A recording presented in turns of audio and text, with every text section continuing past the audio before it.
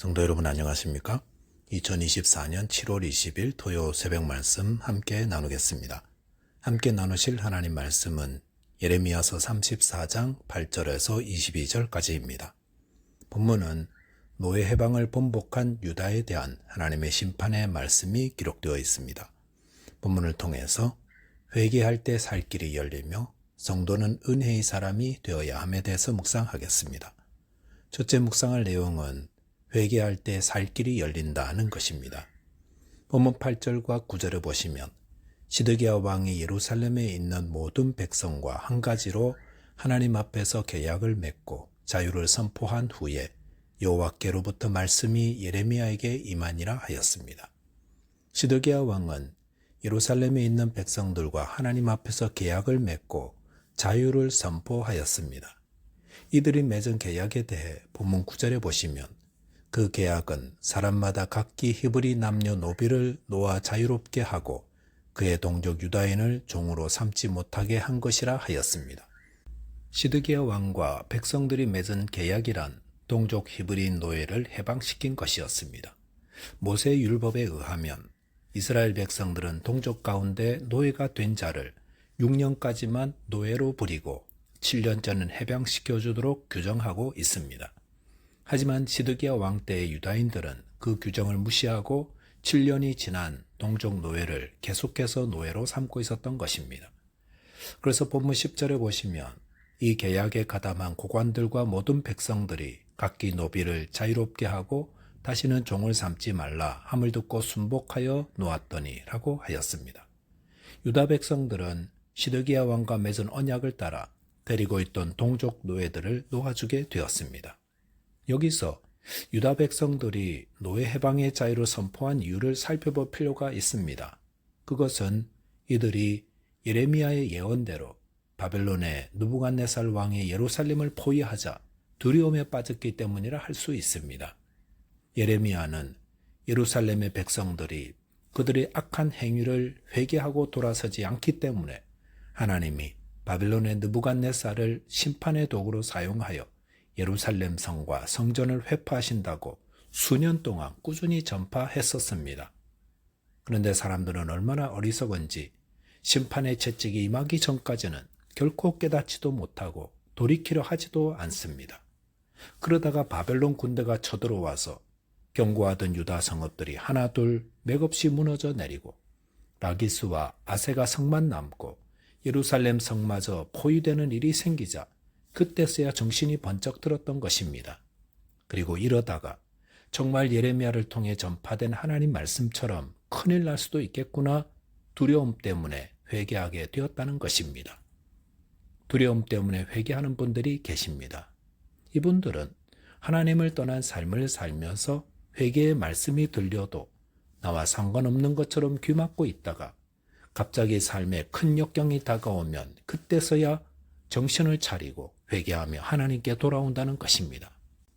그런데 그런 것이 꼭 잘못된 것은 아닙니다. 이사야 선지자가 무엇라 했습니까? 우리는 다 양 같아서 그릇 행하여 각기 제 길로 가는 자들이라 하지 않았습니까? 인간은 저 길로 가면 망한다는 것을 몰라서 가는 것이 아니라 알면서도 가는 어리석은 자들입니다. 그러다가 언제 정신을 차립니까? 역경을 만나면 그때서야 정신을 차리게 됩니다. 그리고 그 역경의 시간을 통해 자신의 잘못을 철저히 회개하고 하나님의 뜻대로 순종하며 살아간다면 그 역경은 오히려 복된 시간이었다 할 수 있습니다. 요나가 대표적인 예 아닙니까? 그는 하나님의 살아계심을 확신하는 자이면서도 하나님 말씀에 고의로 불순종했습니다. 그리고 다시스로 가는 배가 풍랑을 만나 어려움을 겪자 그게 자신 때문이라고 하면서 그러면서도 회개는 하지 않았습니다. 그 대신 자신을 바다에 던지라 하였습니다.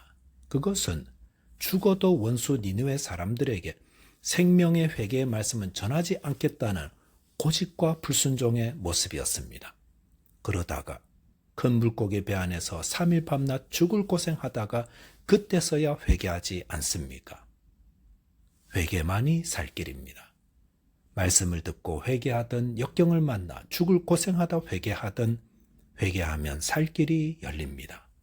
저와 여러분께서 하나님 말씀 앞에 자신을 비추어 회개함으로 생명과 구원을 얻는 은혜의 길로 인도함 받게 되시기 바라겠습니다. 둘째로 묵상할 내용은 성도는 은혜의 사람이 되어야 한다는 것입니다. 본문 11절에 보시면 후에 그들의 뜻이 변하여 자유를 주었던 노비를 끌어다가 복종시켜 다시 노비로 삼았더라 하였습니다. 예루살렘의 백성들은 후에 풀어주었던 노비들을 다시 잡아들여 노예로 삼았습니다. 이들은 왜 하나님 앞에서 계약까지 맺으며 풀어주었던 노예들을 다시 잡아들인 것입니까? 그것은 이들이 두려움 때문에 회개한 자였기 때문이라 할 수 있습니다. 두려움 때문에 회개한 자는 두려움의 원인이 사라지면 다시 과거에 타락하고 그릇된 모습으로 돌아가게 됩니다. 바벨론 군대가 예루살렘 성을 포위하고 있을 때 애굽의 군대가 유다를 지원하기 위해 도착하게 되었습니다. 그러자 바벨론 군대가 포위를 풀고 떠나갔습니다. 그리고 이렇게 예루살렘 백성들의 두려움의 원인이 사라지자 이들은 그들이 하나님 앞에서 맺었던 언약을 일방적으로 파기하고 풀어주었던 노예들을 잡아들이기 시작했던 것입니다. 성도는 눈앞에 어려움이 있을 때는 회개했다가 상황이 해결되자 말씀에 귀 막고 하나님과의 약속을 무시해버리는 일이 없는지 돌아보아야 합니다. 본문 12절 이하에 보시면 하나님께서 그의 백성들에게 왜 동족이 노예가 되었을 때 7년째 놓아주라 하셨는지 이유를 말씀해 주십니다. 본문 13절 14절에 보시면 이스라엘 하나님 여호와께서 이와 같이 말씀하시니라. 내가 너희 손조를 애굽 땅 종의 집에서 인도하여 낼 때에 그들과 언약을 맺으며 이르기를 너희 형제 히브리 사람이 내게 팔려왔거든 너희는 7년 되는 해에 그를 놓아줄 것이니라. 그가 6년 동안 너희를 섬겼은즉 그를 놓아 자유롭게 할지니라 하였으나 너희 손조가 내게 순종하지 아니하며 귀를 기울이지도 아니하였느니라 하였습니다.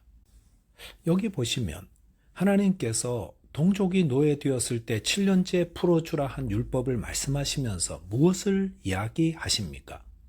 이스라엘의 조상들이 애굽 땅 종의 집에서 풀려났던 이야기를 하십니다. 그것은 무엇을 의미하겠습니까? 그들이 남의 나라의 종되었던 자였고 하나님이 그들을 자유케 주셨으니 그 은혜를 받은 자로서 동족 가운데 노예된 자가 있다면 6년까지만 노예로 부리고 7년째는 자유케 주라는 것입니다.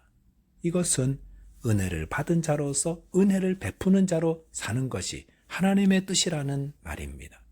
하지만 그들과 그들의 조상들은 이 하나님의 말씀에 귀 기울이지 않았다고 했습니다. 그 결과 유다 백성들은 오랫동안 은혜를 망각한 자로 하나님의 뜻을 거스르는 죄를 짓고 있었던 것입니다. 성도 여러분, 성도의 삶을 결정하는 중요한 원리는 은혜입니다. 성도는 하나님의 큰 은혜를 입은 자로서 그 은혜를 베푸는 자로 살아야 합니다.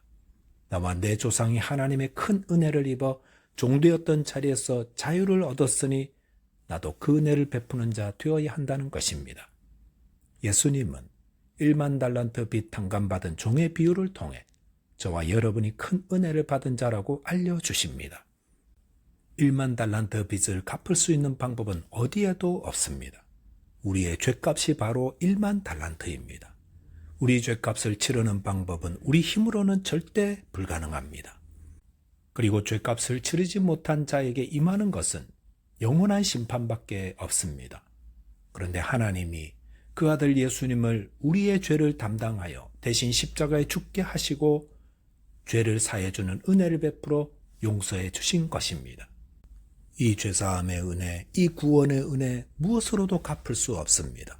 그런데 하나님께서 그 은혜를 받은 자로서 어떻게 살라 하십니까? 너에게 빚진 자에게 선을 베풀고 용서하고 은혜를 베푸는 자 되라 하십니다.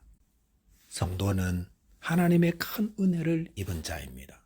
저와 여러분이 이 큰 은혜를 입은 자로서 용서할 사람 용서해주고 어려운 자를 돕되 은혜를 베풀었다가 거두어들이지 않는 참 은혜의 사람 되시기를 바라겠습니다. 기도하겠습니다. 하나님 아버지, 저희에게 회개의 영을 주시사 오래 묵어있는 죄를 회개하게 해 주옵소서.